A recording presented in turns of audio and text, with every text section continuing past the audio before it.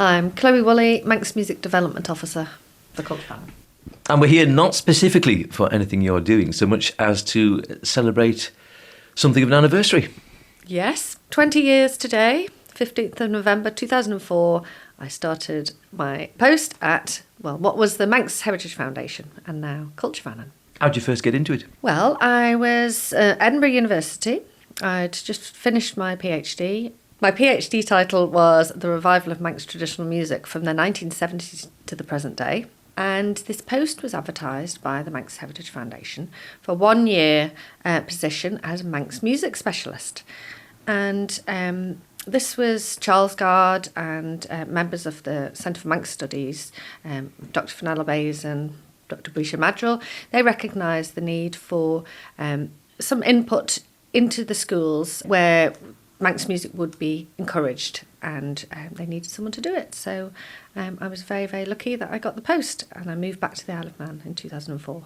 Had you always imagined you'd come back and work here? I had, yes. Yeah, particularly in the latter years of doing my PhD. Obviously, my research was all based here, so I'd come back and I interviewed about 30 people, did interviews about their involvement in Manx music and dance and the language and the political side of things in the 1970s, and found it very, very interesting. And I think because I was involved in the Scottish folk scene, my husband, Malcolm Stitt, he was a professional Scottish musician, played guitar and bouzouki with bands such as Boys of the Loch and Deaf Shepherd. And he, that whole community, I could see how it was flourishing over there. And I knew a lot of people who worked in education in Scotland through the Feish movement and in the local schools. So I thought I could apply some of that knowledge back home. And then this position came up, which was just perfect.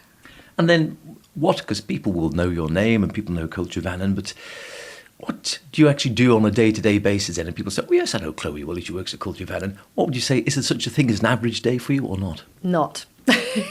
Not really, no. It's a huge variety of different things.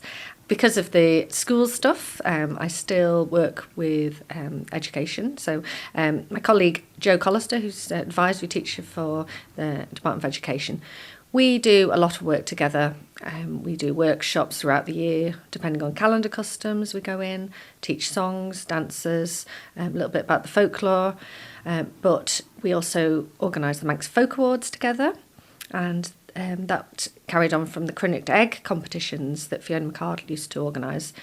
Now it's the Manx Folk Awards, and that takes place just before Easter every year and involves hundreds of children.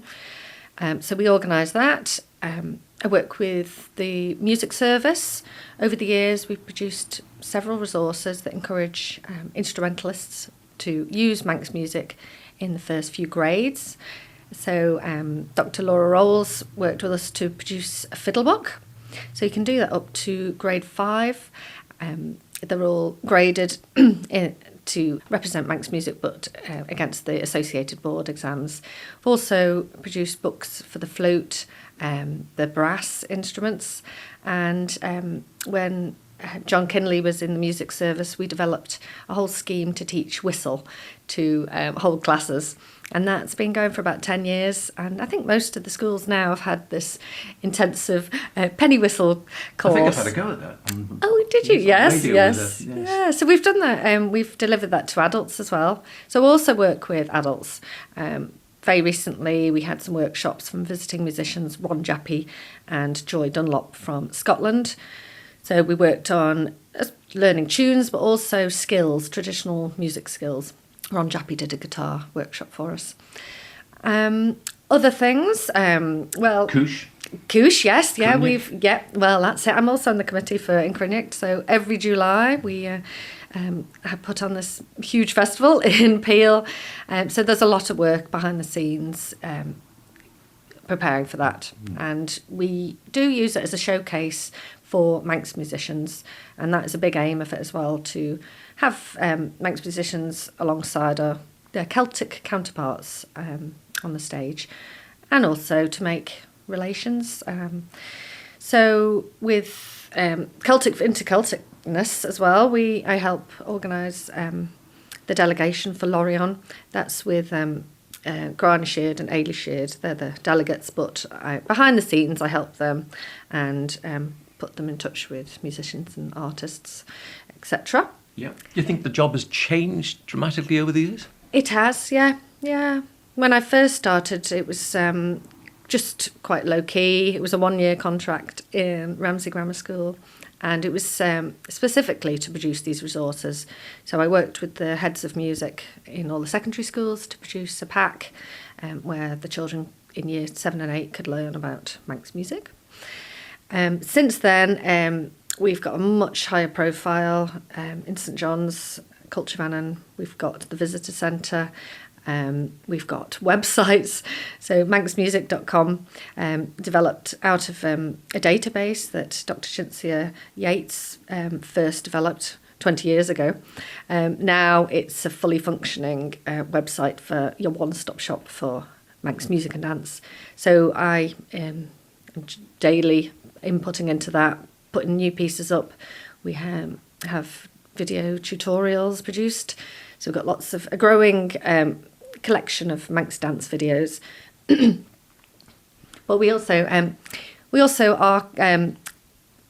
film performances which can be used for, well, they're kept for posterity, but also for educational reasons. So manxmusic.com has become a big part of my job, uploading and also a place for people to book performers. So we get festivals asking, which Manx bands can come and perform, or weddings, they're looking for ceilidh bands or a harpist.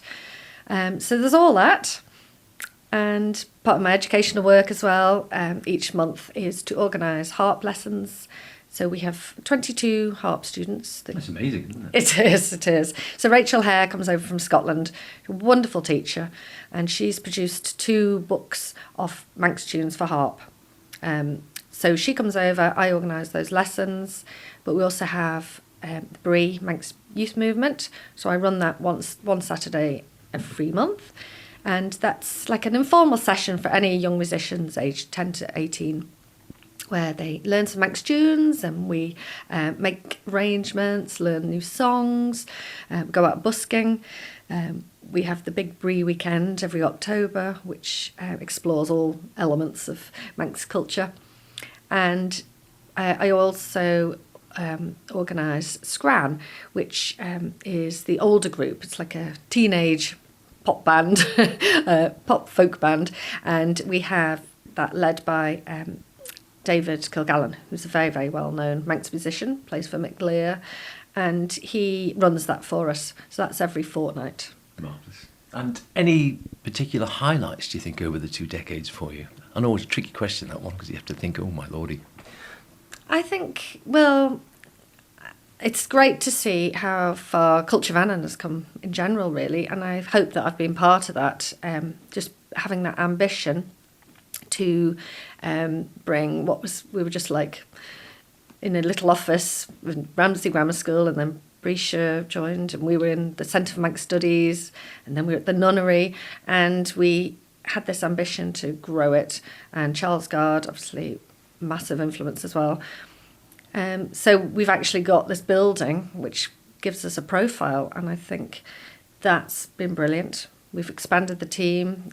James Franklin's our online resources coordinator. Yeah, it's great work there. Yeah, so I think that has been a great thing overall for Manx culture, just that higher profile, people can access whatever they need to know from us. So I think that's been a great achievement in the last 20 years. And just finally, what do you think the importance of all the work that's done here is, that sort of the both preservation and sort of development of Manx culture? What's the importance for you and the team to the Alamam? Well, certainly, yeah, the preservation is important, and we're always looking back at what has gone before, but certainly development and taking our culture forward is our priority. I think our job is to encourage and get other people to take ownership of elements of Manx culture, go with it, be creative, particularly with children. And I think with the Manx Folk Awards and Brie, and going into schools, that's the key to enabling young people who live in the Isle of Man to feel proud of their traditions and that there's something unique that they have. And that's a very special thing. So hopefully that's what we are doing well. Many congratulations. 20 years. Here's to another 20. Good or bad. Thank you for making it to the end of the Manx Radio Newscast. You are obviously someone with exquisite taste. May I politely suggest you might want to subscribe to this and a wide range of Manx Radio podcasts at your favourite podcast provider so our best bits will magically appear on your smartphone. Thank you.